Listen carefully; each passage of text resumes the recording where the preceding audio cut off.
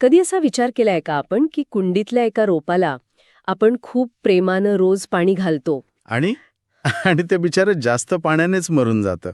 अगदी तेच. असं का होत असेल? किंवा बाजारात मिळणारी ती बिनबियांची द्राक्ष किंवा केळी कशी तयार होतात? म्हणजे काही झाडं तर फलन न होताच फळं देतात, जे ऐकणाऱ्यांसाठी नक्कीच आश्चर्यकारक असू शकतं. खरंच की.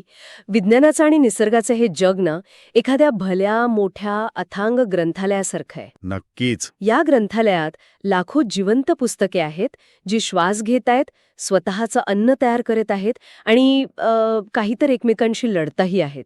आजच्या या सखोल ज्ञानयात्रेमध्ये आपण अशाच एका अद्भुत जगाची सफर करणार आहोत. अगदी बरोबर.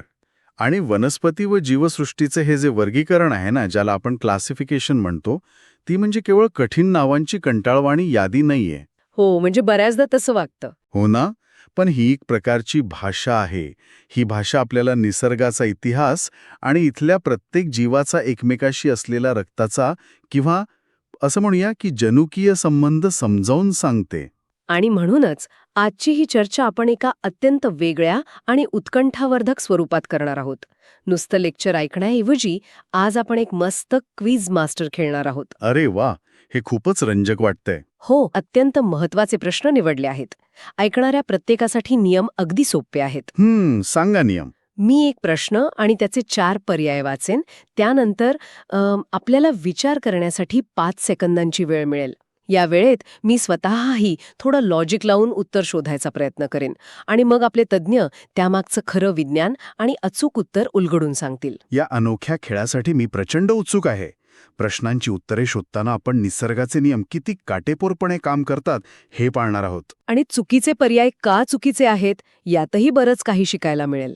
अगदी बरोबर. चला तर मग सुरू करूया. नक्कीच. वर्गीकरणाच्या या अवाढव्य ग्रंथालयात कपाटं कशी लावली आहेत इथून आपण सुरुवात करूया. आपला पहिला प्रश्न एका विशिष्ट प्रकारच्या वनस्पतींबद्दल आहे. प्रश्न पहिला. खालीलपैकी कोणते विधान ब्रायोफाइट्सबद्दल चुकीचे आहे? पर्याय 1. ते वनस्पतीसृष्टीचे उभयचर म्हणून ओळखले जातात. 2. त्यांना पुनरुत्पादनासाठी पाण्याची आवश्यकता असते. 3. त्यांना मुळाऐवजी मुलाभ म्हणजेच रायझॉइड्स असतात. किंवा 4. रायझोपस हे त्यांचे उदाहरण आहे. बरं, विचार करण्यासाठी आपले 5 सेकंद सुरू झाले आहेत. आता इथे ब्रायोफायटा हा शब्द ऐकलाय, पण हे रायझोपस जरा ओळखीचं वाटतंय. कदाचित ब्रेडवर येणारी बुरशी असावी का? वेळ संपली आणि तुमचा विचार अगदी अचूक आहे. उत्तर आहे पर्याय 4. रायझोपस हे त्यांचे उदाहरण आहे. हे विधान चुकीचे आहे. अच्छा. हो, यामागचं कारण असं की ब्रायोफायटा या वनस्पती जमिनीवर वाढतात, पण प्रजननासाठी त्यांना पाण्याची गरज असते, म्हणून त्यांना उभयचर म्हणतात. म्हणजे ॲम्फिबियन्स. बरोबर. आणि त्यांना खऱ्या मुळांऐवजी मुळांसारखे दिसणारे धागे असतात, ज्यांना मुलाभ म्हणतात. पण रायझोपस ही एक कवक म्हणजेच बुरशी आहे, ती ब्रायोफायटा नाही. अरेच्छा. आपण जो शिळा ब्रेड पाहतो त्यावर येणारी काळी बुरशी म्हणजेच रायझोपस. अगदी तेच. ब्रायोफायटाची खरी उदाहरणे मॉस आणि मर्चेंटिया ही आहेत. म्हणजे रायझोपस हे नाव रायझोइड्स या शब्दाशी मिळतं जुळतं असल्यामुळे परीक्षेत फसवण्यासाठी टाकलं असावं. खूपच हुशार. हो, असे ट्रिकी ऑप्शन्स असतात. आता याच उभयचर संकल्पनेशी मिळता जुळता आपला दुसरा प्रश्न आहे, जो आपण आत्ताच थोडा डिस्कस केलाय. प्रश्न दुसरा. कोणत्या विभागातील वनस्पतींना वनस्पती सृष्टीचे उभयचर असे म्हटले जाते? पर्याय सांगा. पर्याय 1. ब्रायोफायटा, 2. टेरिडोफायटा, 3. अनावृत्तबीजी किंवा 4. आवृत्तबीजी. 5 सेकंड सुरू झालेत.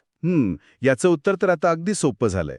हो, इथे तर आपण आत्ताच चर्चा केली, त्यामुळे मी थेट ब्रायोफायटा हाच पर्याय निवडतीये. आणि ते 100% बरोबर आहे. उत्तर आहे पर्याय 1. ब्रायोफायटा. मगाशी पाहिल्याप्रमाणे उत्क्रांतीच्या काळात जेव्हा वनस्पती पाण्यातून जमिनीवर येऊ लागल्या, तेव्हाची ही मधली अवस्था आहे. ब्रायोफायटा ओलसर मातीत वाढतात, परंतु फलनासाठी म्हणजेच फर्टिलायझेशनसाठी नर पेशींना मादी पेशींपर्यंत पोचायला पाण्याचं माध्यम लागतेच. म्हणजे जमिनीवर राहूनही पाण्यावर अवलंबून राहण्याचं दुहेरी आयुष्य. अगदी बेडकासारखं. म्हणूनच त्यांना amphibians of the plant kingdom म्हणतात. क्या बात आहे. आता वनस्पतींकडून आपण थोडं प्राण्यांच्या वर्गीकरणाकडे वळूया. प्रश्न तिसरा. पण हे लॅटिन शब्द वाचताना मात्र माझी थोडी परीक्षा होणार आहे. काही हरकत नाही, प्रयत्न करा. खालीलपैकी कोणते प्राणी एका वर्गातील आहेत? पर्याय 1 टॉर्पेडो, प्रिस्टिस, हिप्पोकॅम्पस, इच्थिओफिस. पर्याय 3 कॅलॉट्स, प्रिस्टीज, इच्थिओफिस, हिप्पोकॅम्पस.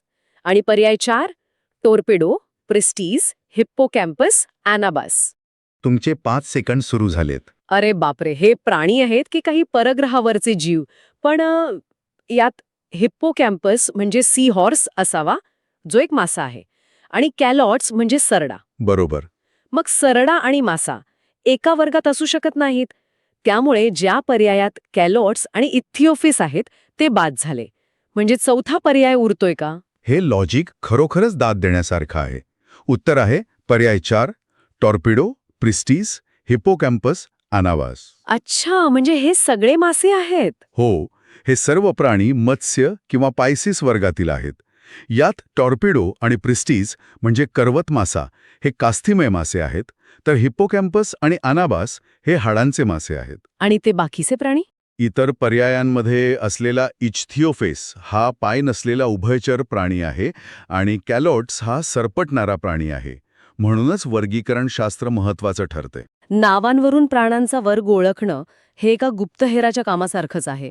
आता हे जे वर्गीकरणाचे एवढं मोठं शास्त्र आहे, त्यावर आपला चौथा प्रश्न आहे. विचारूया. प्रश्न चौथा. टॅक्झॉनॉमी या संज्ञेचा जनक कोण? पर्याय 1 फक्त अ म्हणजे ॲरिस्टॉटल, 2 फक्त अ आणि ब म्हणजे लिनियस, 3 फक्त क A.P.D. कॅडोल, किंवा 4 फक्त ड प्लेटो. 5 सेकंद सुरू. या प्रश्नात एक छोटीशी गोम आहे, हे मी आधीच सांगतो. माझ्या वाचनात कार्ल लिनियस हे नाव खूप आलंय वर्गीकरणाच्या संदर्भात, त्यामुळे मी लिनियसकडे झुकेन. इथेच तर विज्ञानाच्या प्रश्नांची खरी गंमत असते. अचूक उत्तर आहे पर्याय 3 फक्त क A.P.D. कॅडोल. अरे, लिनियस नाही? ऐकणाऱ्या प्रत्येकासाठी इथला बारकावा समजून घेणं खूप गरजेचं आहे. टॅक्झॉनॉमी या संपूर्ण शास्त्राचा जनक कार्ल लिनियस नक्कीच आहे, पण इथे विचारलंय या संज्ञेचा किंवा या शब्दाचा जनक कोण? अच्छा, म्हणजे शब्द कोणी पहिल्यांदा वापरला? अगदी बरोबर. टॅक्झॉनॉमी हा शब्द सर्वप्रथम A.P.D. कॅन्डोल यांनी 1813 मध्ये त्यांच्या पुस्तकात वापरला होता. ग्रीक भाषेत टॅक्सेस म्हणजे मांडणी आणि नोमोज म्हणजे नियम. बापरे, म्हणजे शब्दांची ही किमया परीक्षेत चांगलाच गोंधळ उडवू शकते. हो, म्हणूनच प्रश्न लक्ष देऊन वाचायला हवा. आता वर्गीकरणाच्या या नावांच्या जगातून आपण प्रत्यक्ष वनस्पतींना भेडसावणारे धोके आणि त्यांचा अन्न प्रक्रियेकडे वळूया. वनस्पती नुसत्या एका जागी शांत उभ्या नसतात. त्यांच्यात आणि सूक्ष्मजीवांमध्ये अत्यंत गुंतागुंतीच्या लढाया सुरू असतात. प्रश्न 5. अँग्विना ट्रिटिसी हा कोणत्या वनस्पतीवर आढळणारा परजीवी निमॅटोड आहे? पर्याय 1 गहू, 2 तांदूळ, 3 ज्वारी किंवा 4 बाजरी. 5 सेकंद सुरू झाले आहेत. नावांवरून काही अंदाज लागतोय का? इथे ट्रिसीची या शब्दावरून मला गव्हाचं शास्त्रीय नाव आठवतं, ट्रिटिकम ॲस्टिवम. म्हणजे हा रोग गव्हाशी संबंधित असावा का? अतिशय अचूक. उत्तर आहे पर्याय 1 गेहूं. अँग्विना ट्रिटिसी हा एक सूक्ष्म परजीवी नेमॅटोड म्हणजे सूतकृमी आहे. तो गव्हावर काय करतो? हा गव्हाच्या पिकावर इयर कॉकल हा भयंकर रोग निर्माण करतो. या आजारामुळे गव्हाच्या लोंब्यांमध्ये दाणे तयार होण्याऐवजी काळ्या रंगाच्या गाठी तयार होतात. गव्हाचे वैज्ञानिक नाव ट्रिटिकम असल्यामुळे या परजीवीला ट्रिटिसी हे नाव देण्यात आलंय. नावांमध्येच त्यांचे पत्ते लपलेले आहेत तर. होय. आता वनस्पतींचं स्वतःचं अन्न तयार करण्याचं जे रहस्य आहे त्याकडे आपला 6वा प्रश्न आपल्याला नेतोय. प्रश्न 6. प्रकाश संश्लेषणामध्ये प्रकाशावर आधारित प्रक्रियेचे महत्वाचे कार्य कोणते आहे? लाईट रिॲक्शन बद्दल प्रश्न आहे. हो. पर्याय 1 NADH व ATPचे रूपांतरण करणे, 2 NADPH व ATPचा उपयोग करणे, 3 NADPH व ATPची निर्मिती करणे, किंवा 4 वरील सर्व. 5 सेकंड आहेत. शाळेतल्या विज्ञानाची उजळणी आहे ही. हो ना? मी शाळेत वाचलं होतं की प्रकाशाचा वापर ऊर्जेची नाणी बनवण्यासाठी होतो. म्हणजे निर्मिती हा शब्द मला जास्त योग्य वाटतोय. अगदी बरोबर. अचूक उत्तर आहे पर्याय 3 NADPH व ATPची निर्मिती करणे. हे कसं काम करतं नक्की? प्रकाश संश्लेषणाचे 2 मुख्य टप्पे असतात. पहिला प्रकाशात होणारा आणि दुसरा अंधारात होणारा. पहिल्या टप्प्यात पानांवर जेव्हा सूर्यप्रकाश पडतो तेव्हा पाण्याचे रेणू तोडले जातात. यातून जी ऊर्जा बाहेर पडते ती ATP आणि NADPH या दोन अत्यंत ऊर्जासंपन्न रेणूंच्या स्वरूपात साठवली जाते. म्हणजे हे असं आहे की सूर्यप्रकाश वापरून वनस्पती स्वतःच्या बॅटरी चार्ज करतात. आणि मग अंधारात काय होतं? मग याच चार्ज झालेल्या बॅटरीचा वापर करून डार्क रिॲक्शनमध्ये कार्बन डायऑक्साईडपासून ग्लुकोज म्हणजेच प्रत्यक्ष अन्न तयार केलं जातं. का बात आहे? सूर्यप्रकाश ही वनस्पतींची बॅटरी चार्ज करण्याची पहिली पायरी आहे. आता 7वा प्रश्न. वनस्पतींच्या कुळांच्या नावांबद्दल हा एक रंजक प्रश्न आहे.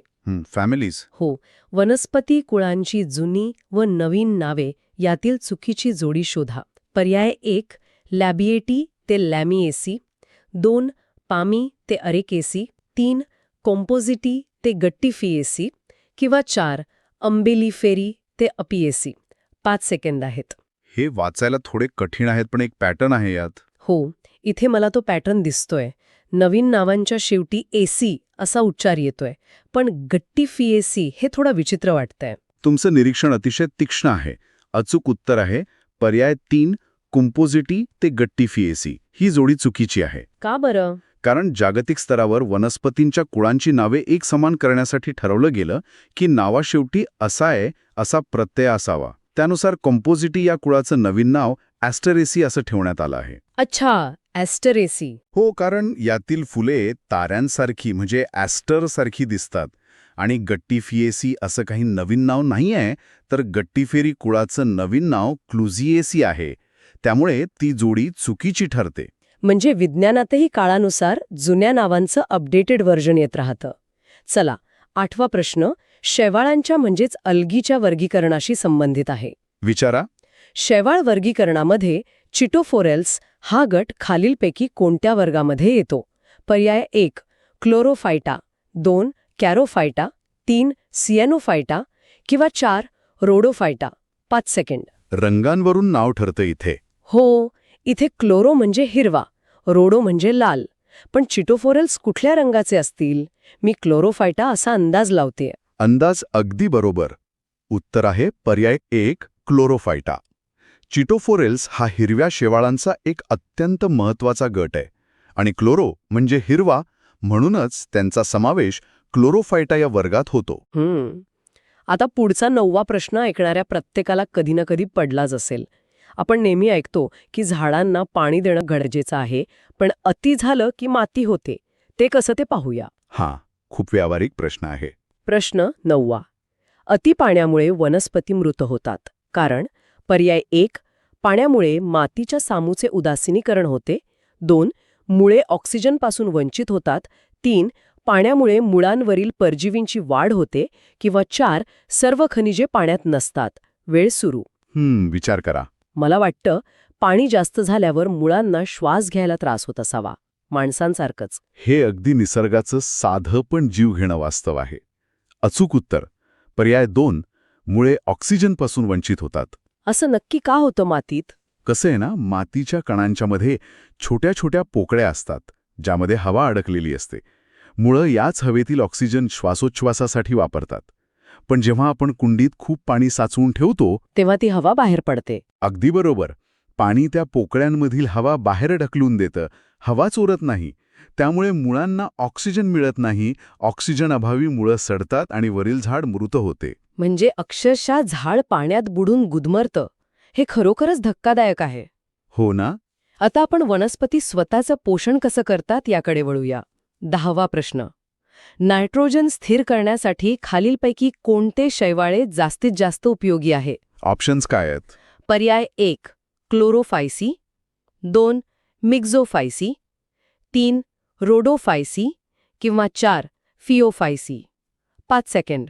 नायट्रोजन फिक्सेशनबद्दलचा हा महत्त्वाचा प्रश्न आहे. वातावरणात भरपूर नायट्रोजन आहे, पण झाडं तो थेट घेऊ शकत नाहीत. त्यांना तो मातीत फिक्स करून लागतो. यासाठी कोण मदत करत असेल? याचंच अचूक उत्तर आहे पर्याय 2 मिक्झोफायसी. हे काय असतात नक्की? मिक्झोफायसियनना साध्या भाषेत निळहरित शेवाळ किंवा सायनोबॅक्टेरिया असं म्हणतात. जसं तुम्ही म्हणालात, हवेतला नायट्रोजन वनस्पती थेट शोषू शकत नाहीत. पण या गटामधील नॉस्टॉक आणि ॲनाबिना यांसारख्या सूक्ष्मजीवांमध्ये एक विशेष ताकद असते. अच्छा, ते नायट्रोजन खेचून घेतात. हो, ते हवेतला नायट्रोजन ओढून घेतात आणि त्याचं रूपांतर अशा संयुगांमध्ये करतात जे वनस्पती सहज घेऊ शकतात. हे छोटे जीव निसर्गाचे खत कारखाने आहेत. क्या बात है. आता 11वा प्रश्न आपल्या रोजच्या आहारातील एका गोष्टीवर आहे. कॅरोटीन कशातून काढतात? पर्याय 1 फुलकोबी, 2 बटाटा, 3 गाजर किंवा 4 यापैकी कोणतेही नाही. हा तर सर्वांना यायलाच हवा. हा प्रश्न थोडा सोपा वाटतोय. कॅरोटीन आणि इंग्रजी शब्द कॅरेट यांचा उच्चार सारखाच आहे, त्यामुळे गाजर असावं. अगदी बरोबर. उत्तर आहे पर्याय 3 गाजर. बीटा कॅरोटीन हे एक रंगद्रव्य आहे जे गाजरामध्ये मुबलक प्रमाणात आढळतं. आणि यामुळेच गाजराला तो नारंगी रंग येतो ना. हो, पण याचं खरं महत्त्व वेगळंच आहे. जेव्हा आपण गाजर खातो तेव्हा आतड्यांमध्ये या कॅरोटीनचं रूपांतर जीवनसत्व अ मध्ये होते, जे आपल्या डोळ्यांसाठी अत्यंत आवश्यक आहे. म्हणूनच लहानपणापासून आई सांगते की डोळ्यांसाठी गाजर खा. हो, बरोबर. आता वनस्पतींमधील स्वतःच्या डिफेन्स सिस्टमबद्दल 12वा प्रश्न. कडुलिंबामध्ये कोणते कीटकनाशक असते? उपपर्याय आहेत अ DDT, ब ॲझाडिरेक्टिन, क ॲल्ड्रिन, ड BHC. आणि मुख्य पर्याय? मुख्य पर्याय 1 अ आणि ब फक्त, 2 ब फक्त, 3 क फक्त किंवा 4 क आणि ड फक्त. 5 सेकंड सुरू. हां. इथे DDT आणि BHC हे तर आपण बनवलेले घातक केमिकल्स आहेत. ते झाडात कसे असतील? आणि कडुलिंबाचे शास्त्रीय नाव ॲझाडिरेक्टा इंडिका आहे, त्यावरून ॲझाडिरेक्टिन हे नाव जुळतंय. हे तुमचं डिडक्शन परफेक्ट आहे. अचूक उत्तर पर्याय 2 ब फक्त. ॲझाडिरेक्टिन हे कडुलिंबाच्या झाडात विशेषतः निंबोळीत आढळणारे एक अत्यंत प्रभावी नैसर्गिक कीटकनाशक आहे. ते कीटकांना कसं मारतं? खरं तर ते कीटकांना मारण्यापेक्षा त्यांची भूक मारतं आणि वाढ रोखतं. उर्वरित पर्याय म्हणजे DDT वगैरे ही कृत्रिम कीटकनाशके आहेत जी पर्यावरणासाठी घातक ठरतात. निसर्गाने स्वतःच्या संरक्षणाची किती सुंदर व्यवस्था केली आहे. आता फळांच्या निर्मितीविषयीचा 13वा प्रश्न. सांगा. फळ उत्पन्न करणाऱ्या झाडाला काय म्हणतात जेव्हा फलन होत नाही? उपपर्याय अ अकार्यक्षम, ब उपजाऊ, क ॲपोकार्पस, ड पार्थेनोकार्पस.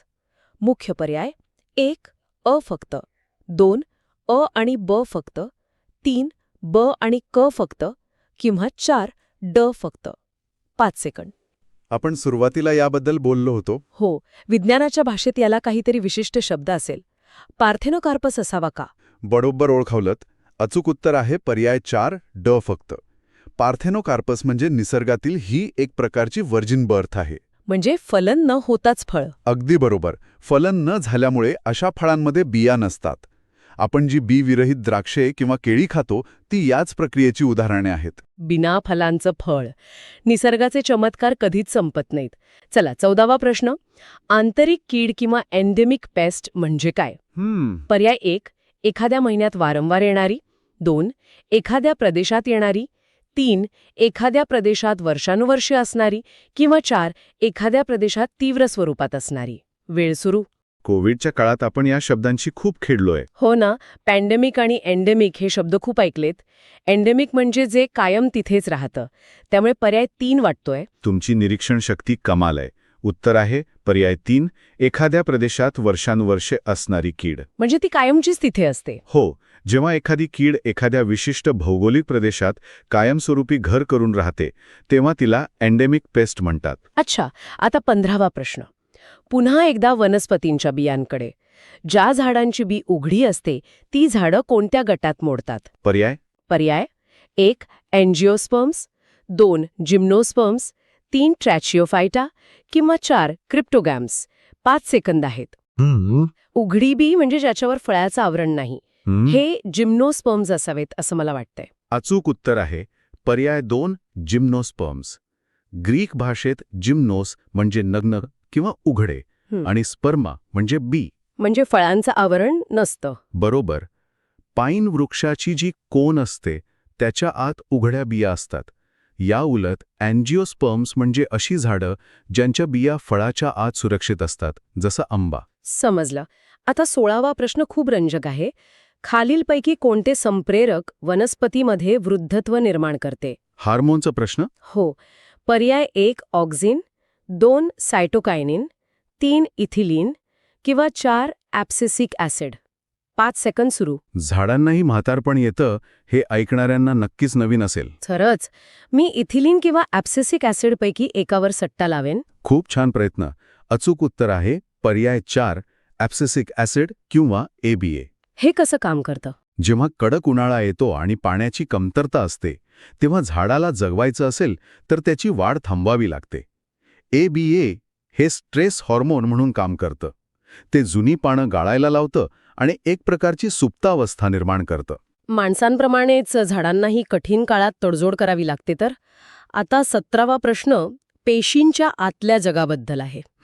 झाडांच्या श्वासोच्छवासाच्या क्रेब्स चक्रादरम्यान कोणत्या प्रक्रियेद्वारे फ्युमॅरिक ॲसिडचं रूपांतर मॅलिक ॲसिडमध्ये होते? पर्याय 1 डिकार्बोक्झिलेशन, 2 डिहायड्रोजिनेशन, 3 डिहायड्रेशन किंवा 4 हायड्रेशन. 5 सेकंद. थोडा केमिस्ट्रीचा प्रश्न आहे. पाणी काढणे म्हणजे डिहायड्रेशन आणि पाणी मिसळणे म्हणजे हायड्रेशन. मला हायड्रेशन वाटतंय. परफेक्ट. अचूक उत्तर आहे पर्याय 4 हायड्रेशन. तिथे पाणी मिसळलं जातं का? हो. जेव्हा फ्युमॅरेज नावाच्या एन्झाईमच्या उपस्थितीत फ्युमॅरिक ॲसिडमध्ये पाण्याचा एक रेणू मिसळला जातो तेव्हा त्याचे रूपांतर मॅलिक ॲसिडमध्ये होते. यालाच हायड्रेशन म्हणतात. पाण्याच्या एका रेणूने पूर्ण रसायनच बदलून जातं. आता 18वा प्रश्न. कोणत्या बुरशीमध्ये जस्त म्हणजे झिंक सामान्य वाढीकरिता व बीजाणू निर्मितीसाठी आवश्यक असते? पर्याय 1 अझोटोबॅक्टर, 2 ॲस्परजिलस नायजर, 3 पेनिसिलियम किंवा 4 म्युकर. 5 सेकंड. जस्त बुरशीलाही लागतं हे आश्चर्यकारक आहे. हो ना. मी ॲस्परजिलस नायजर असा अंदाज लावतीये. अचूक उत्तर आहे पर्याय 2 ॲस्परजिलस नायजर. ही एक महत्वाची बुरशी आहे जिचा वापर सायट्रिक ॲसिड तयार करण्यासाठी होतो. झिंक नसेल तर ही बुरशी वाढूच शकत नाही. छोट्या जीवांच्याही गरजा किती विशिष्ट असतात. आता 19वा प्रश्न. व्हाईट बटन मशरूम्सचे वैज्ञानिक संबोधन काय आहे? पर्याय 1 प्लुरोटस फ्लोरिडा, 2 वुल्हारिएला वुल्हासिए, 3 अगॅरिकस बायस्पोरस किंवा 4 एरिमोथेशियम ॲशबी. 5 सेकंड. ही नावं वाचताना जीभ पेरगळते. खरंच. पण मशरूमचा प्रश्न आहे. अगॅरिकस बायस्पोरस असावं का? अगदी बरोबर पकडलत. अचूक उत्तर आहे पर्याय 3 आगाकस बायस्पोरस. इथे बी म्हणजे 2 आणि स्पोरस म्हणजे बीजाणू. नावाचा अर्थ कळला की ते लक्षात ठेवणं किती सोपं जातं. 20व्या प्रश्नावर आलो आहोत. विचारूया. वनस्पतीची नैसर्गिक वर्गीकरण पद्धती कोणी शोधून काढली? पर्याय 1 थिओफ्रास्टस, 2 बेंथम व हुकर, 3 कार्ल लिनियस किंवा 4 G.M. स्मिथ. 5 सेकंड. विचार करा. लिनियसचा आपण मगाशी उल्लेख केला होता, पण तो कृत्रिम पद्धतीसाठी प्रसिद्ध होता असं वाटतंय. मग नैसर्गिक पद्धत बेंथम व हुकरने मांडली असावी. हे तुमचं शेवटचं लॉजिक अगदी 100% बरोबर आहे. अचूक उत्तर पर्याय 2 बेंथम व हुकर. लिनियसने जी पद्धत मांडली ती कृत्रिम होती. आणि बेंथम व हुकरने काय वेगळं केलं? त्यांनी वनस्पतींची मुळे, पाने, फुले अशा सर्व नैसर्गिक लक्षणांचा सखोल अभ्यास करून नॅचरल सिस्टम ऑफ क्लासिफिकेशन मांडली, जी अधिक अचूक ठरली. दरवर्षी दसऱ्याला आपण एकमेकांना आपट्याची पानं सोनं म्हणून देतो. पण विचार करा, जर विज्ञानाने आपल्याला सांगितलं की आपण वर्षानुवर्षे सोन्याच्या नावाखाली भलतीच पानं लुटत आलो आहोत तर? हे तर खरंच मोठा धक्का देणारा असेल. नक्कीच. किंवा आपल्या बागेत अशी एखादी वनस्पती असेल जिच्यात स्वतःचं अन्न बनवण्याची क्षमताच नाहीये आणि ती दुसऱ्या झाडांचा अक्षरशः रक्तशोषक किंवा वॅम्पायरसारखा जीव घेत असेल तर? अशाच काही चक्रावून टाकणाऱ्या प्रश्नांसोबत आपल्या सर्वांचं या नवीन सखोल चर्चेत स्वागत आहे. अगदी मनापासून स्वागत. अत्यंत महत्त्वाचे बहुपर्यायी प्रश्न क्रमाने उलगडणार आहोत. स्पर्धा परीक्षांचा अभ्यास करणाऱ्यांसाठी किंवा विज्ञानाची आवड असणाऱ्या प्रत्येकासाठी हे एक प्रकारचं सुपरफास्ट रिव्हिजन असेल. क्या बात है. पण हे प्रश्न नुसते वाचून दाखवणं हा आपला उद्देश नाहीये. आपण त्या प्रश्नांच्या मुळाशी जाणार आहोत. श्रोत्यांसाठी मी नियम सांगते. आपण प्रश्न क्रमांक 21 ते 40 हे क्रमाने घेणार आहोत. म्हणजे आपण केवळ काय घडतं हे पाहणार नाही, तर ते का आणि कसं घडतं हे समजून घेणार आहोत. चला तर मग आपल्या या ज्ञानयज्ञाला सुरुवात करूया. नक्कीच. तसं बघितलं तर वनस्पतींचं वर्गीकरण करणे म्हणजे एखाद्या प्रचंड मोठ्या लायब्ररीत पुस्तके त्यांच्या विषयानुसार लावून ठेवण्यासारखे आहे. छान उदाहरण आहे. आधी सर्वात साधी पुस्तके, ज्यांना कव्हर नाही किंवा पानांचे क्रमांक नाहीत, आणि मग हळूहळू गुंतागुंतीची आणि सुंदर बांधणी असलेली पुस्तके. तर या लायब्ररीतील आपलं पहिलं पुस्तक म्हणजेच प्रश्न क्रमांक 21, शैवाल आणि बुरशीचा समावेश खालीलपैकी कोणत्या गटात होतो? पर्याय सांगा.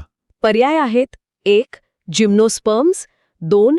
थॅलोफाइट्स, 3. अँजिओस्पर्म्स, 4. ब्रायोफाइट्स. वेळ सुरू होते आता. 5, 4, 3, 2, 1. या प्रश्नाचं अचूक उत्तर आहे पर्याय 2, थॅलोफाइट्स. याचं स्पष्टीकरण असं दिलंय: शैवाल, अल्गी आणि बुरशी, फंगी यांची शरीररचना साधी असते. यांच्यामध्ये खरे मूळ, खोड आणि पाने नसतात. थॅलस स्वरूपाची रचना असल्यामुळे त्यांना थॅलोफाइट्स म्हणतात. हे वनस्पती वर्गीकरणातील सर्वात साधे गट मानले जातात. लक्षात ठेवा, थॅलोफाइटा बरोबर थॅलस बॉडी बरोबर साधी शरीररचना. एक सेकंड हां, इथे मला एक प्रश्न पडलाय. स्पष्टीकरण अत्यंत तांत्रिक आहे. हे थॅलस स्वरूप म्हणजे नक्की काय? जर झाडाला मूळ नाही, खोड नाही, पानं नाहीत, तर ते दिसतं कसं? खूप चांगला प्रश्न आहे. थॅलसची तुलना तुम्ही एखाद्या पिठाच्या गोळ्याशी करू शकता. जेव्हा आपण पीठ मळतो तेव्हा त्याला पोळीचा किंवा पुरीचा असा कोणताही विशिष्ट आकार नसतो. अच्छा, म्हणजे तू फक्त एक गोळा असतो. अगदी बरोबर. थॅलोफाइट्स हे उत्क्रांतीच्या सुरुवातीच्या काळात निसर्गाने बनवलेले असेच साधे बेस मॉडेल्स आहेत. अवयवांची विभागणी तिथे झालेली नसते. अरे वाव, म्हणजे ही अगदीच प्राथमिक अवस्थेतली रचना आहे. पण मग हे साधे पिठाचे गोळे काही काम करतात की नाही हे पाहण्यासाठी आपण पुढचा प्रश्न घेऊया, ज्यावरून त्यांचा उपयोग समजेल. प्रश्न क्रमांक 22. खालीलपैकी कोणते जैवखत भातशेतीसाठी वापरतात? आणि पर्याय? पर्याय आहेत: 1. लाल शैवाल, 2. तपकिरी शैवाल, 3. रायझोबियम, 4. नीलहरित शैवाल, 5. 4, 3, 2, 1. याचं अचूक उत्तर आहे पर्याय 4, नीलहरित शैवाल. स्पष्टीकरण असं आहे की नीलहरित शैवाल ब्लू ग्रीन अल्गी किंवा सायनोबॅक्टेरिया नायट्रोजन स्थिरीकरण करतात. भातशेतीमध्ये पाण्याचं प्रमाण जास्त असल्याने हे शैवाल चांगले वाढतात. जमिनीची सुपीकता वाढवण्यास मदत करतात. रासायनिक खतांचा वापर कमी करण्यासाठी जैविक खत म्हणून उपयोग होतो. उदाहरण नॉस्टॉक आणि ॲनाबेना. इथे एक गोष्ट लक्षात घेण्यासारखी आहे.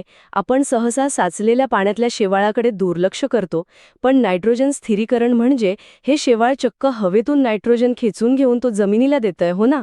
हो, अगदी तसंच. हवेतील नायट्रोजन वनस्पती थेट वापरू शकत नाहीत. हे नीलहरित शैवाल तो नायट्रोजन वापरण्यायोग्य बनवतात. आणि भातशेतीत पाणी साचलेलं असतं तिथे हे शेवाळ स्वतःची फॅक्टरीच चालवतात. नक्कीच. त्यामुळे पिकाला फुकटात खत मिळतं. निसर्गाची ही व्यवस्था खरोखरच अचंबित करणारी आहे. कमाल आहे. आता आपण या साध्या शरीररचनेतून थोड्या गुंतागुंतीच्या वनस्पतींकडे वळूया. बीजांच्या सुरक्षिततेचा हा पुढचा प्रश्न आहे. प्रश्न क्रमांक 23. आवृत्तबीजी वनस्पतीमध्ये बीज कशामध्ये विकसित होते? बरं. पर्याय आहेत: 1. फूल, 2. फळ, 3. बीजांडे, 4. पुष्पकोश. 5, 4, 3, 2, 1. याचं अचूक उत्तर आहे पर्याय 2, फळ. स्पष्टीकरण असं आहे: फलनानंतर बीजांडापासून बीज तयार होते. अंडाशयाचे फळामध्ये रूपांतर होते. बीज हे फळाच्या आत सुरक्षितपणे विकसित होते. म्हणून आवृत्तबीजी वनस्पतींना आवृत्तबीज असणाऱ्या वनस्पती म्हणतात. लक्षात ठेवा, अँजिओस्पर्म बरोबर सीड इनसाइड फ्रूट. हे फार छान आहे. जणू काही निसर्गानं बियांसाठी फळांच्या रूपात एक सुरक्षित तिजोरीच बनवली आहे. अगदी योग्य शब्द वापरलात, तिजोरी. पण मला सांगा, सगळ्याच वनस्पतींकडे अशी तिजोरी असते का? किंवा काही वनस्पतींना ही तिजोरी बनवण्यासाठी लागणारी सिस्टमच मिळालेली नाहीये? तिथेच तर खरा फरक आहे.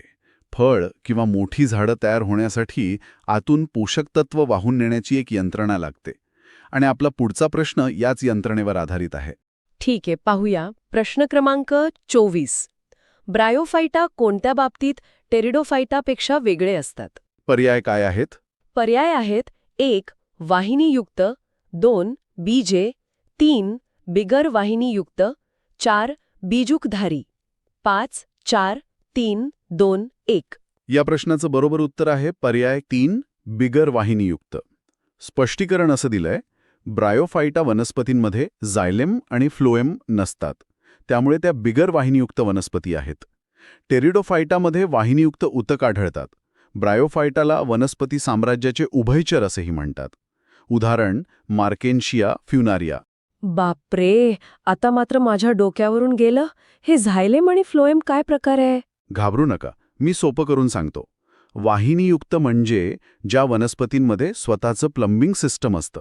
झायलेम म्हणजे जमिनीतून पाणी वर खेचून नेणारे पाईप्स. अच्छा, आणि फ्लोएम?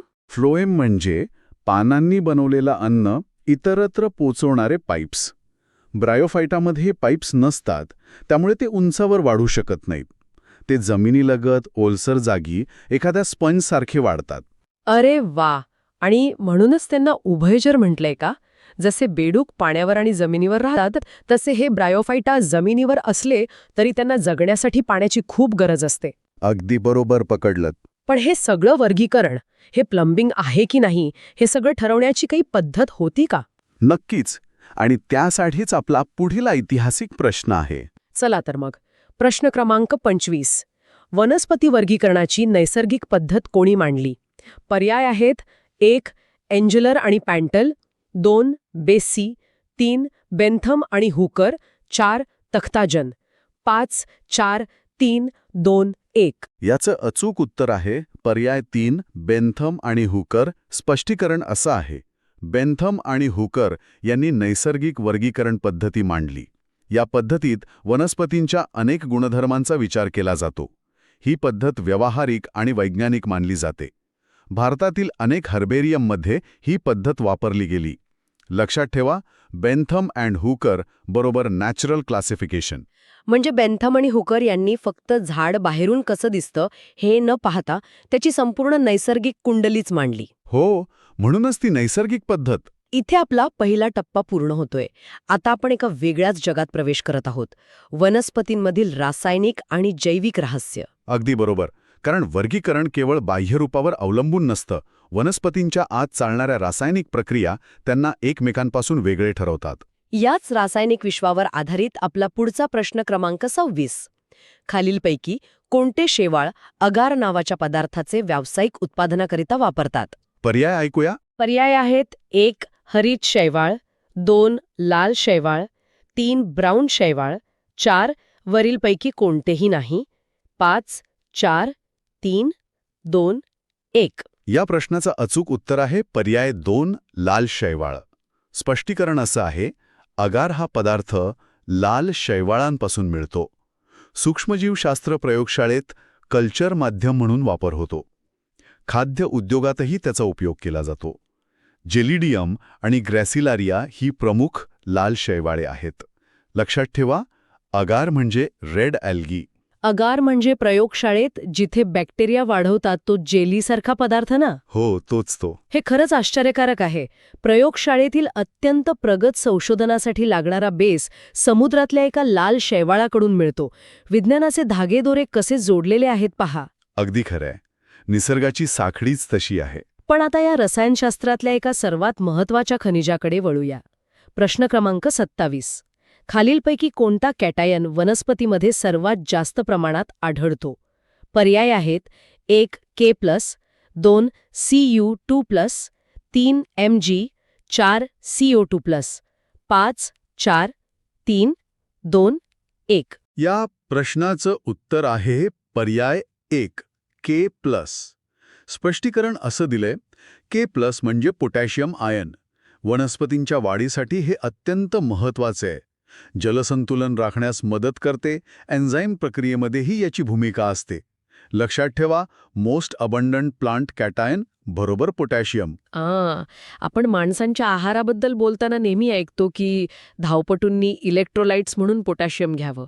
वनस्पतींसाठी तेच लॉजिक आहे का? तसंच काहीसं. पोटॅशियम वनस्पतींच्या पेशींमधील पाण्याचे दरवाजे उघडणे आणि बंद करण्याचं काम करतं. अच्छा, म्हणजे वॉटर मॅनेजमेंट. हो, जर K+ नसेल तर वनस्पती जलसंतुलन राखू शकणार नाही आणि कोमेजून जाईल. समजलं. खनिजांपासनं आता आपण थेट पेशींच्या गाभाऱ्यात जाऊया.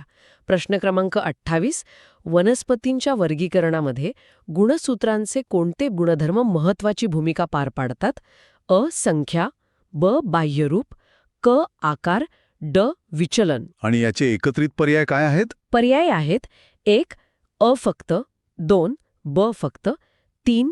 अ, ब आणि क फक्त, 4. अ, ब, क, ड, 5. 4, 3, 2, 1. याचं अचूक उत्तर आहे पर्याय 3, अ, ब आणि क फक्त. स्पष्टीकरण असं आहे, सायटोटॅक्सॉनॉमीमध्ये गुणसूत्रांचा अभ्यास केला जातो. गुणसूत्रांची संख्या आणि आकार वर्गीकरणासाठी महत्वाचे असतात. बाह्य रूपावरून जातीतील फरक समजतो, विचलन हा मुख्य वर्गीकरण निकष मानला जात नाही.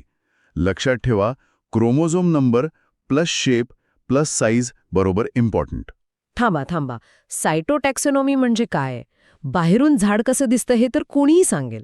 पण पेशींच्या आत जाऊन गुणसूत्र मोजणं हे कशासाठी? कारण बाह्यरूप फसवं असू शकतं.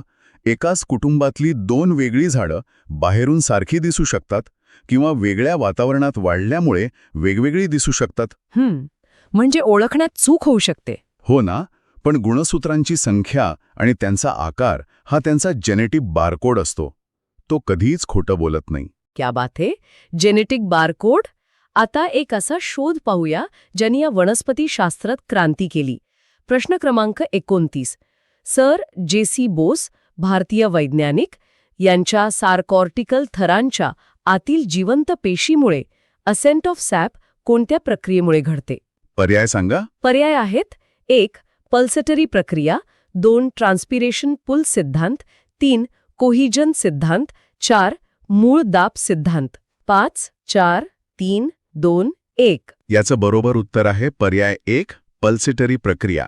स्पष्टीकरण असं आहे की J.C. बोस यांनी असेंट ऑफ सॅपसाठी पल्सेशन थिअरी मांडली.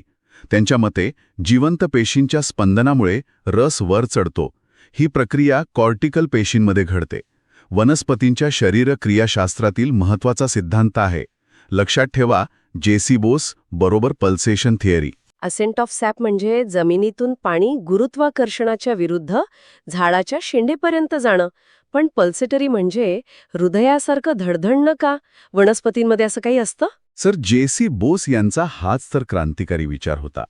त्यांनी सुचवलं की मुळांच्या आतील कॉर्टिकल पेशी आकुंचन आणि प्रसरण पावतात, अगदी एका पंपासारख्या. बापरे. आणि या स्पंदनांमुळेच पाणी एका पेशीतून दुसऱ्या पेशीत ढकललं जातं. म्हणजे झाडांच्या आत एक अदृश्य हृदय धडधडत असतं तर? या महान संशोधनानंतर आता आपण पाहूया की या सगळ्या शोधांना आणि वनस्पतींना ओळखण्यासाठी जगभर कोणती भाषा वापरली गेली. प्रश्न क्रमांक 30. 2 नावे किंवा बायनॉमियल देण्याची वर्गीकरण पद्धती कोणी सुचवली? पर्याय आहेत: 1. कॅरोलस लिनेयस, 2. बेंथम आणि हुकर, 3. थिओफ्रेस्टस, 4. हचिन्सन. 5, 4, 3, 2, 1. अचूक उत्तर आहे पर्याय 1, कॅरोलस लिनियस. स्पष्टीकरण असं आहे, बायनॉमियल नॉमेनक्लेचर पद्धती कॅरोलस लिनियस यांनी सुरू केली. प्रत्येक जीवाला 2 नावे दिली जातात. पहिले नाव वंश म्हणजे जीनस आणि दुसरे नाव प्रजाती म्हणजे स्पीसीज दर्शवते.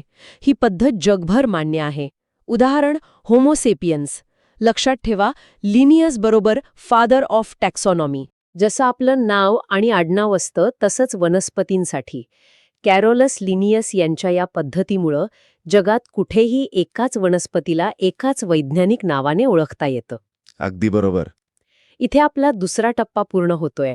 आता पुढच्या टप्प्याकडे जाताना मला सुरुवातीला विचारलेल्या त्या चोर किंवा परजीवी वनस्पतीची आठवण येतेय. पण त्याआधी पाहूया अशी वनस्पती जी पूर्णपणे विकसित नसूनही आपला विस्तार करते. प्रश्न क्रमांक 31. खालीलपैकी कोणत्या वनस्पती गटामध्ये संवहनी संस्था आणि बीजाणू निर्मिती असते परंतु बीजे नसतात? पर्याय सांगा. पर्याय आहेत: 1. ब्रायोफायटा, 2. टेरिडोफायटा, 3. अनावृत्त बीजी, 4. आवृत्त बीजी, 5, 4, 3, 2, 1. की टेरिडोफायटा वनस्पतींमध्ये संवहनी उतक, जायलेम आणि फ्लोएम असतात. या वनस्पती बीजाणूंनी पुनरुत्पादन करतात. यांच्यामध्ये बीज निर्मिती होत नाही.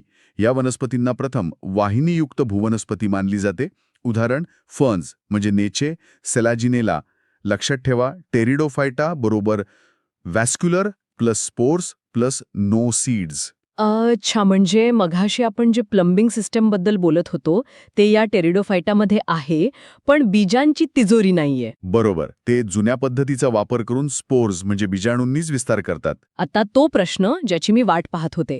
प्रश्न क्रमांक 32, अमरवेल ही कोणती वनस्पती आहे? पर्याय आहेत: 1. कुजलेल्या प्राणीज किंवा वनस्पतीजन्य पदार्थांवर वाढणारी. 2. कीटकभक्षी. 3. भांडे वनस्पती.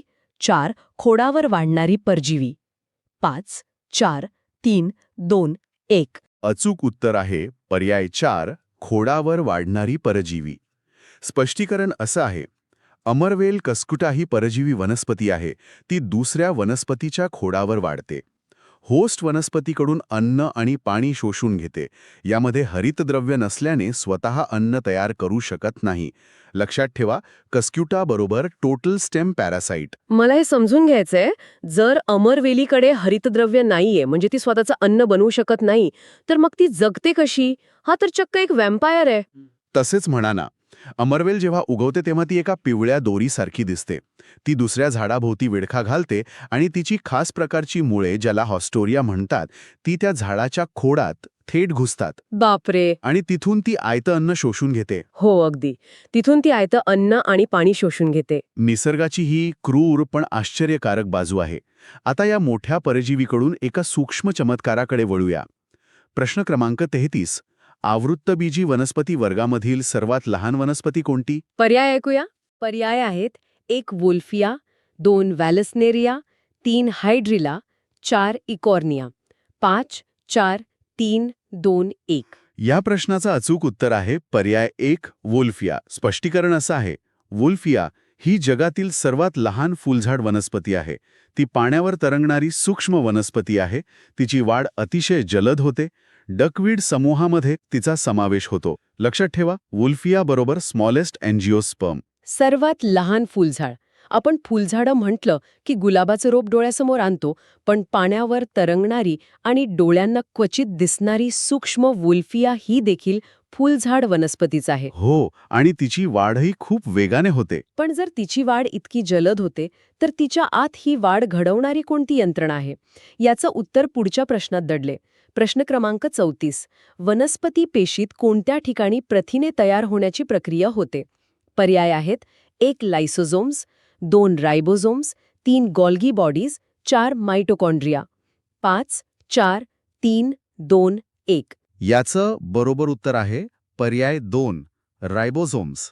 स्पष्टीकरण असं दिलंय, रायबोझोम्स हे पेशीतील प्रथिना संश्लेषणाचे केंद्र असतात. येथे अमिनो आम्लांपासून प्रथिने तयार होतात. हे पेशीच्या सायटोप्लाझममध्ये आणि एंडोप्लाझमिक रेटिक्युलमवर आढळतात. म्हणूनच त्यांना प्रोटीन फॅक्टरी असे म्हणतात.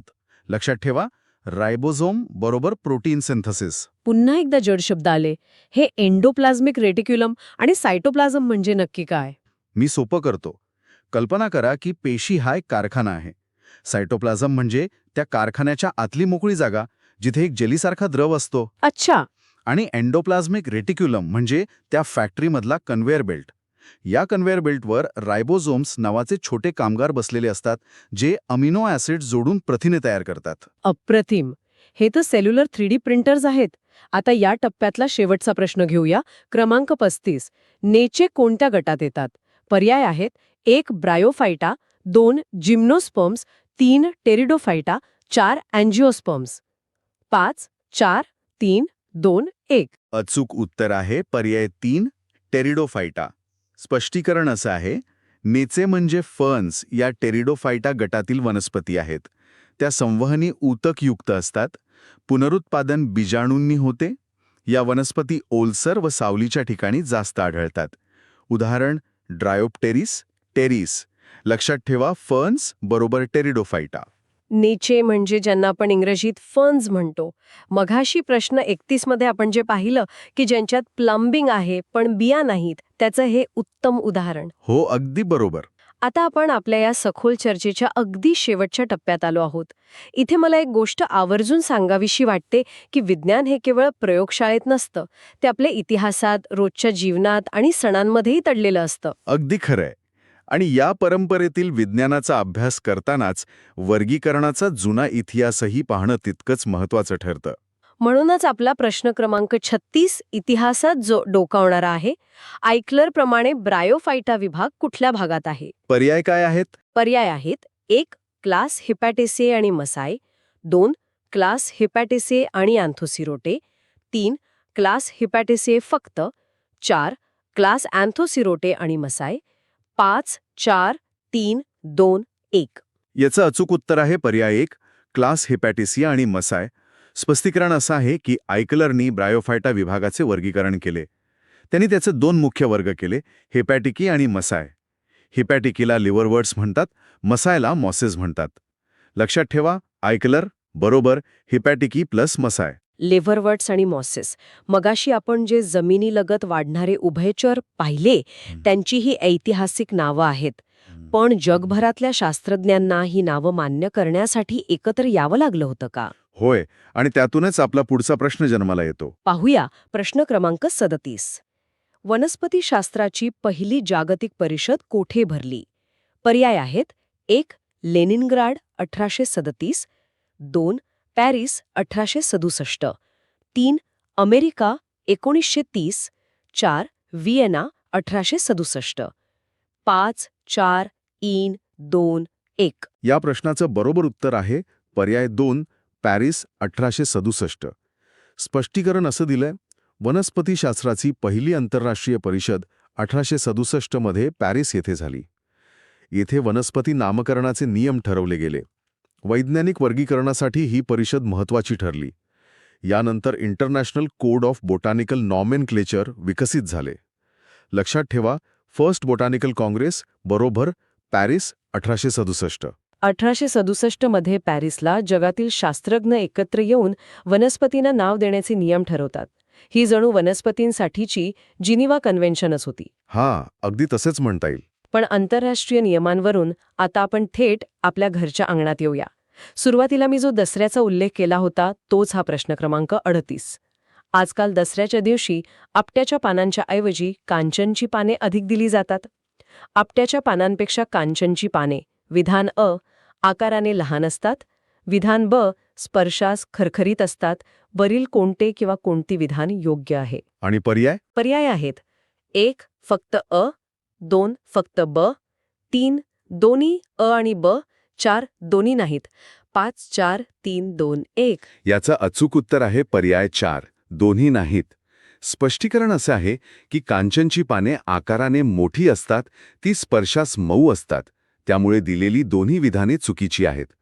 दसऱ्याला सोन्याचे प्रतीक म्हणून ही पाने वापरली जातात. लक्षात ठेवा, kanchan leaves not equal to small or rough. हा प्रश्न खूप डोळे उघडणारा आहे. आपण सोनं म्हणून जे लुटतो ती बहुतांश वेळा आपट्याची पानं नसून कांचनची असतात. आणि महत्वाची गोष्ट म्हणजे कांचनची पाने आकाराने मोठी आणि मऊ असतात, लहान किंवा खरखरीत नाही. हो, विज्ञानाने आपल्या सणांमधला एक मोठा गैरसमजच दूर केला आहे. पुढचा प्रश्न थेट आपल्या आरोग्याशी संबंधित आहे.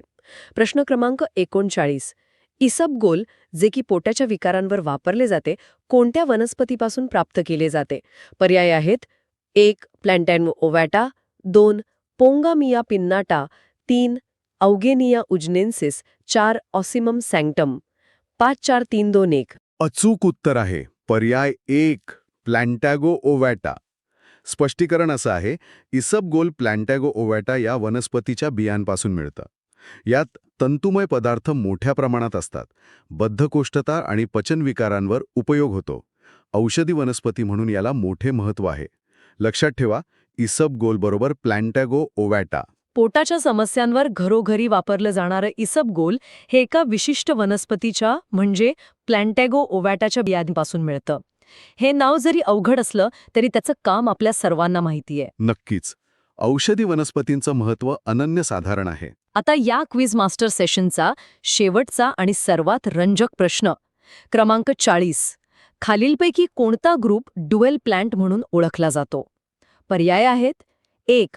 शैवाळ 2. लायकेन्स 3. अँजिओस्पर्म्स 4. कवक 5. 4. 3. 2. 1. या शेवटच्या प्रश्नाचं अचूक उत्तर आहे पर्याय 2, लायकेन्स. स्पष्टीकरण असं दिलंय, लायकेन्स हे शैवाळ आणि कवक यांच्या सहजीवनातून तयार होतात. शैवाळ अन्न तयार करते आणि कवक संरक्षण देते, म्हणून त्यांना ड्युअल प्लांट म्हणतात. हे वायू प्रदूषणाचे निर्देशक म्हणूनही वापरले जातात. उदाहरण क्रस्टोज फोलियोज लायकेन्स. लक्षात ठेवा, लायकेन बरोबर अल्गी प्लस फंगस. हे तर चक्क एका रिअल इस्टेट डील सारखं वाटतंय. कसं काय? म्हणजे कवक घर बांधतं आणि संरक्षण देतं आणि त्या बदल्यात शैवाळ किचन सांभाळतं, म्हणजे अन्न बनवून भाडं चुकवतं. 2 पूर्णपणे वेगवेगळ्या प्रजाती एकत्र येऊन एक नवीनच जीव तयार करतात. होय, निसर्गातली ही भागीदारी खरंच अफाट आहे. हो, तर निसर्गातील गुंतागुंत समजून घेण्याचा तो एक अत्यंत रंजक मार्ग आहे. आपण लगेचच सुरुवात करूया. चला तर मग आपला पहिला प्रश्न म्हणजे प्रश्न क्रमांक 41 असा आहे की कोणती वनस्पती बहुतांशी हिरवळीचं खत म्हणून वापरली जाते आणि तिची तृणधान्याच्या पिकांबरोबर फेरपालट म्हणून लागवड करतात. पर्याय काय आहेत? पर्याय आहेत 1. सेस्बानिया कॅनाबिना, ज्याला ढैचा म्हणतात. 2. ट्रायडॅक्स प्रोक्युम्बन्स. 3.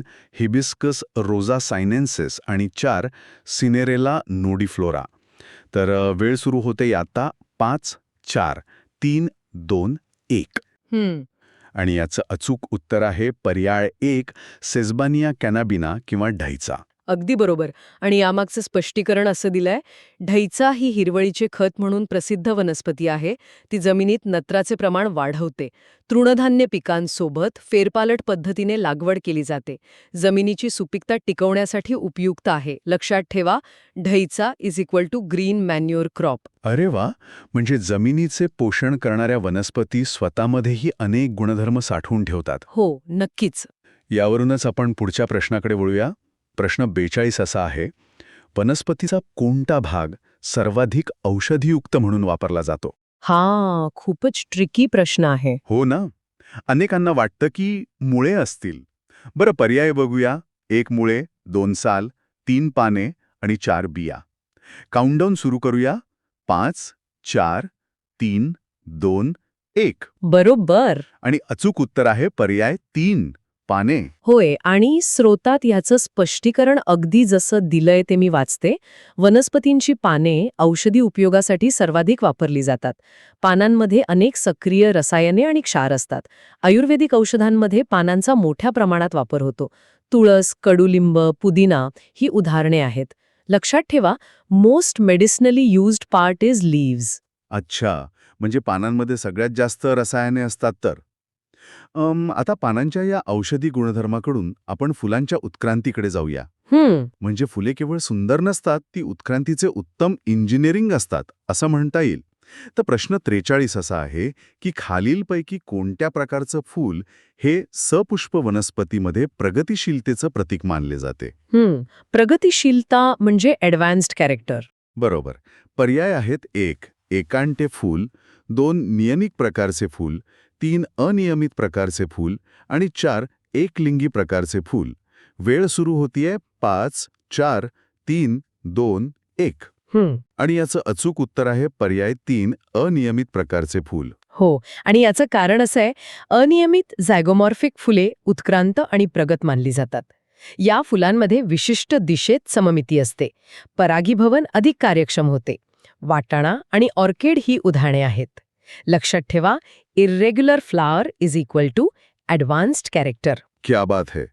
अनियमित फुले जास्त प्रगत असतात. हे खूपच वेगळं आहे. हो ना. आणि या उत्क्रांतीच्या प्रगत लक्षणांचा अभ्यास करण्यासाठी एका उत्तम वर्गीकरण प्रणालीची गरज असते. अगदी बरोबर. आणि त्यावरच आपला प्रश्न 44 आहे. प्रश्न आहे, वनस्पती वर्गीकरणाची नैसर्गिक गुणांवर आधारित सर्वात चांगली आणि लोकप्रिय पद्धती खालीलपैकी कोणी शोधून काढली? बरं, पर्याय काय आहेत याचे? पर्याय आहेत 1. बेंथम आणि हुकर, 2. कॅरोलस लिनियस, 3. ॲडॉल्फ एंजलर आणि 4. Charles Bessie. तर वेळ सुरू होतेय 5, 4, 3, 2, 1. आणि अचूक उत्तर आहे पर्याय 1, बेंथम आणि हुकर. होय, आणि याचं स्पष्टीकरण स्रोतानुसार असं आहे, बेंथम आणि हुकर यांनी नैसर्गिक वर्गीकरण पद्धती विकसित केली. अनेक नैसर्गिक गुणधर्मांवर आधारित वर्गीकरण केले. ही पद्धत वैज्ञानिक आणि व्यावहारिक मानली जाते. अनेक हर्बेरियममध्ये वापरली जाते. लक्षात ठेवा, Bentham and Hooker is equal to natural system. अच्छा, पण कोणतीही मोठी सिस्टीम एका छोट्या युनिटपासून बनलेली असते ना? अगदी बरोबर, पायाभूत घटक ज्याला आपण म्हणतो. हो, मग याच वर्गीकरणाचा सर्वात छोटा किंवा पायाभूत घटक कोणता? हाच आपला प्रश्न 45 आहे. वनस्पती वर्गीकरणातील खालीलपैकी पायाभूत घटक कोणता? पर्याय आहेत 1 जीनस, 2 कुळ, 3 ऑर्डर आणि 4 स्पीशीज. वेळ सुरू होतेय 5, 4, 3, 2, 1. बरोबर. आणि अचूक उत्तर आहे पर्याय 4 स्पीशीज. अगदी बरोबर. आणि ह्याचं कारण असं आहे, स्पीशीज हा वर्गीकरणाचा मूलभूत घटक आहे. समान गुणधर्म असलेल्या जीवांचा समूह म्हणजे स्पीशीज. एकाच स्पीशीजमधील जीव परस्पर प्रजनन करू शकतात. टॅक्सॉनॉमीची सर्वात छोटी एकक आहे. लक्षात ठेवा, species is equal to basic unit of classification. म्हणजे स्पीशीज हा सर्वात बेसिक युनिट आहे. बरं, आता स्पीशीज ओळखल्यानंतर त्यांना नाव देण्याची गरज निर्माण होते. हो, नामकरण खूप महत्वाचं आहे. म्हणूनच आपला प्रश्न 46 असा आहे, वनस्पतींना द्विनाम पद्धती कोणत्या वनस्पतीशास्त्रज्ञाने सुरू केली? हा खूप प्रसिद्ध प्रश्न आहे ना? हो ना. पर्याय आहेत 1 बेसे, 2 बॅन्थम आणि हुकर, 3 कार्ल्स लिनायस आणि 4 थिओफ्रास्टस. काउंटडाऊन 5, 4, 3, 2, 1.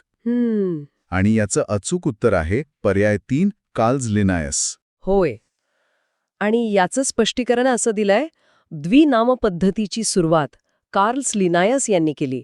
प्रत्येक जीवाला 2 नावे दिली जातात. पहिले नाव वंश जीनस, दुसरे नाव प्रजाती स्पीशीज. वैज्ञानिक नामकरणासाठी ही पद्धत वापरली जाते. उदाहरण मँजिफेरा इंडिका. मँगीफेरा इंडिका म्हणजे आपला आंबा. अगदी बरोबर. बरं, आता नावावरून गुणधर्माकडे जाताना आपण शेतीला उपयुक्त अशा एका विशिष्ट शेवाळाचा उल्लेख करूया. प्रश्न 47 असा आहे, कोणते निळे हिरवे शेवाळ वातावरणातील नत्र वायूचे स्थिरीकरण करते व भात शेताची सुपीकता वाढवते? मगाशी आपण ढईच्या बघितलं होतं, तर हे शेवाळ आहे. बरोबर. पर्याय आहेत 1 कॉकस, 2 क्लिओकॅप्सा, 3 नॉस्टॉक आणि 4 केमिओसायफॉन. वेळ सुरू होतीये 5, 4, 3, 2, 1. आणि अचूक उत्तर आहे पर्याय 3 नॉस्टॉक. हो, आणि स्पष्टीकरण असं आहे, नॉस्टॉक हे निळे हिरवे शेवाळ आहे. हे वातावरणातील नत्राचे स्थिरीकरण करते. भात शेतीची सुपीकता वाढवण्यासाठी उपयुक्त आहे. जैविक खत म्हणून वापरले जाते. लक्षात ठेवा, nostoc is equal to nitrogen fixation. अरे वा, म्हणजे भात शेतीत हे नैसर्गिक खत म्हणून काम करतं. होय. पण या सर्व नामकरण आणि वर्गीकरणाच्या अभ्यासाला नक्की काय म्हणतात? त्यावर आपला प्रश्न 48 आहे, टॅक्सॉनॉमी हा शब्द कोणी दिला? बरं. पर्याय आहेत 1 हॅकेल, 2 लिनियस, 3 ॲरिस्टॉटल आणि 4 डिकॅन्डोल. काउंटडाऊन 5, 4, 3, 2, 1. आणि अचूक उत्तर आहे पर्याय 4 डिकॅन्डोल. अगदी बरोबर. आणि स्रोतात दिलेलं स्पष्टीकरण असं, टॅक्सॉनॉमी हा शब्द A.P.D. कॅन्डोल यांनी दिला. टॅक्सॉनॉमी म्हणजे वर्गीकरणशास्त्र. यात नामकरण, ओळख आणि वर्गीकरणाचा समावेश होतो. आधुनिक वनस्पती वर्गीकरणात याला महत्त्व आहे. लक्षात ठेवा, टॅक्सॉनॉमी टर्म डेकॅन्डोल. अच्छा, म्हणजे डिकॅन्डोल यांनी हा शब्द दिला. आता वर्गीकरणाचे नियम समजल्यानंतर आपण निसर्गातील काही आश्चर्यकारक आणि विचित्र वनस्पतींकडे वळूया का? हो, नक्कीच. तो भाग सगळ्यात रंजक आहे. हो ना. तर प्रश्न 49 असा आहे, ड्रॉसेरा वनस्पती ही वनस्पतीच्या कुठल्या वर्गामध्ये आहे? पर्याय आहेत 1 स्वयंपोषित वनस्पती, 2 परजीवी वनस्पती, 3 कीटकभक्षक वनस्पती आणि 4 यापैकी नाही. काउंटडाऊन 5, 4, 3, 2, 1. आणि अचूक उत्तर आहे पर्याय 3 कीटकभक्षक वनस्पती. बापरे, कीटकभक्षक. स्पष्टीकरण असं आहे, ड्रोसेराला सनड्यू प्लांट म्हणतात. ती कीटक पकडून त्यांचे पचन करते. नत्राची कमतरता भरून काढण्यासाठी ही प्रक्रिया केली जाते. पानांवर चिकट ग्रंथी असतात. लक्षात ठेवा, Drosera is equal to insectivorous plant. म्हणजे चक्क कीटक खाऊन वनस्पती जिवंत राहते. निसर्गात जशी कीटक खाणारी झाडे आहेत तशीच मानवाला वेदनेपासून मुक्ती देणारी झाडेही आहेत. हो, हे खरं आहे. यावरच आपला 50वा प्रश्न आहे. टिंबटिंब औषधी हे नैसर्गिक उत्पादन आहे. पर्याय काय आहेत? पर्याय आहेत 1 मॉर्फिन, 2 अँपिसिलिन, 3 क्लोरोक्विनाइन आणि 4 फिनसायक्लिडिन. वेळ सुरू होते 5, 4, 3, 2, 1. बरोबर. आणि अचूक उत्तर आहे पर्याय 1 मॉर्फिन. होय. आणि याचं स्पष्टीकरण असं, मॉर्फिन हे अफू वनस्पतीपासून मिळणारे नैसर्गिक औषध आहे. वेदनाशामक म्हणून वापरले जाते. पप्पायवर सोमनिफेरम पासून प्राप्त होते. हे अल्कलाइड प्रकारातील द्रव्य आहे.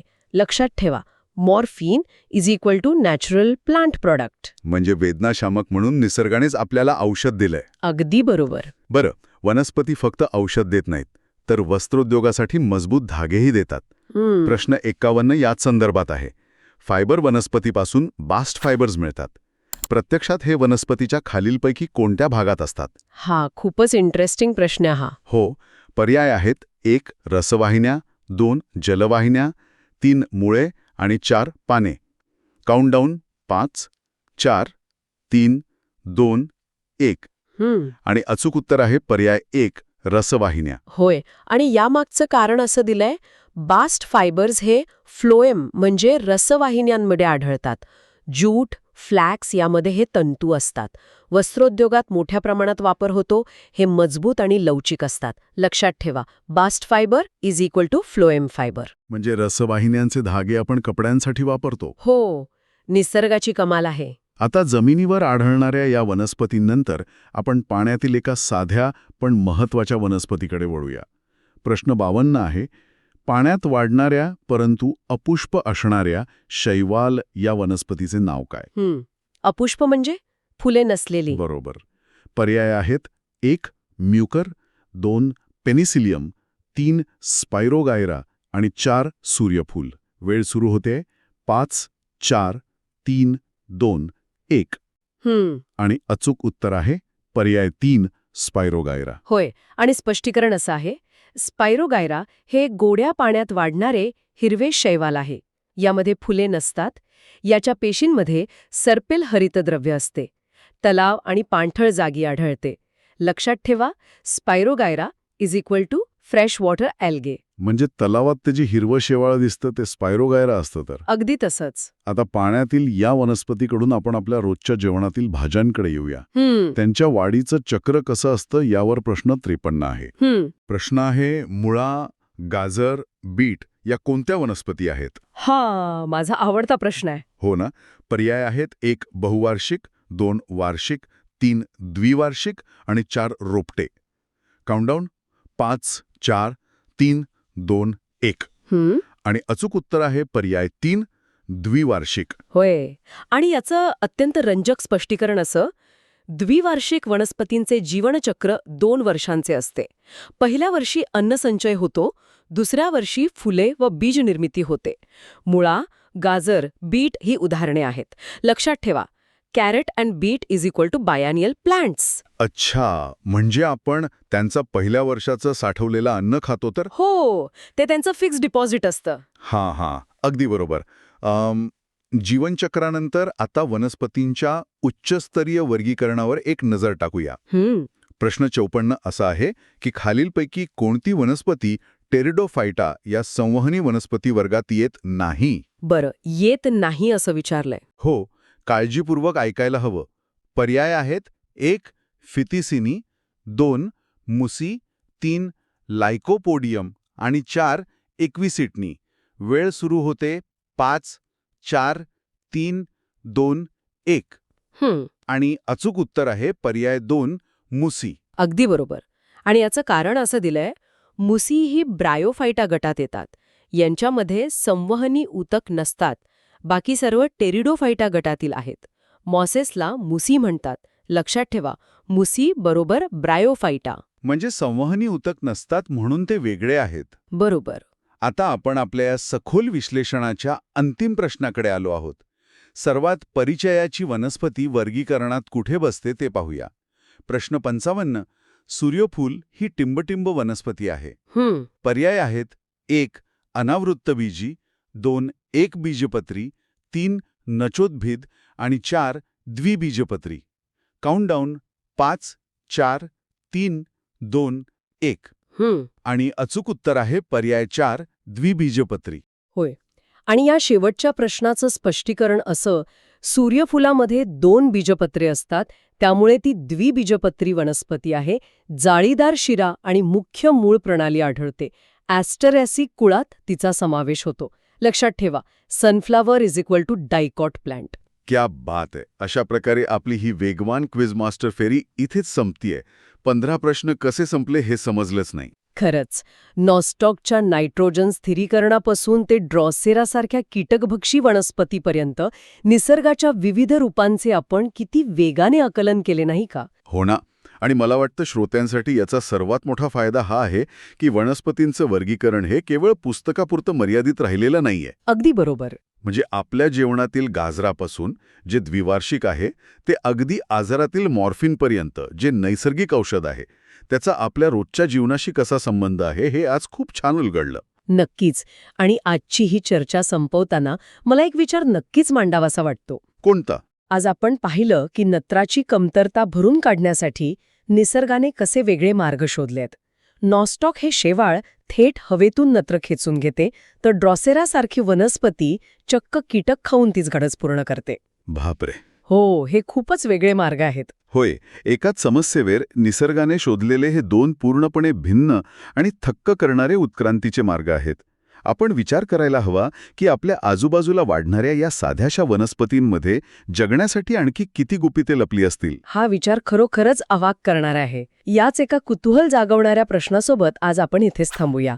यापुढील सखोल विश्लेषणात अशाच एका रंजक विषयावर चर्चा करण्यासाठी आपण पुन्हा भेटूच. तोपर्यंत निसर्गाकडे पाहण्याचा तुमचा दृष्टिकोन असाच शोधक राहू द्या. नमस्कार.